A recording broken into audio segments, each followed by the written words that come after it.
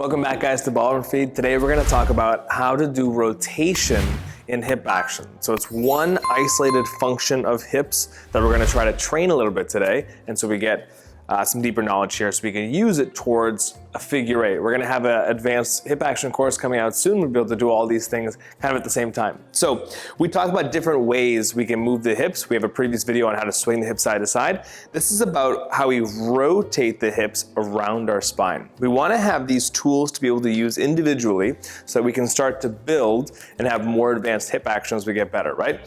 So with my feet, I'm just going to put them together here. I can have a little bit of turnout, and I'm going to send my weight, which is really important, forward onto the balls of my feet. This makes it easier for me to now twist my hips around my spine. As I sit backwards, I'm restricted, my back gets tight as I rotate around myself. So when we do rhythm, we do Latin dancing, I send my weight forward on the balls of the feet. So now what's gonna happen here is I'm gonna pick up my hands so you can see basically what my torso is rotating or not. I turn and twist my hips around myself, not rotating my torso.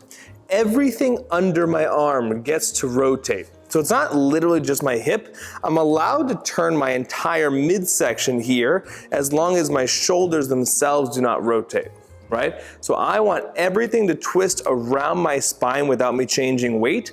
And if you have this skill, you're really far along the way to being really good at hip action itself. So rotation is a key term here. If you've learned anything from this video, please like it. If you have questions about this, please comment down below.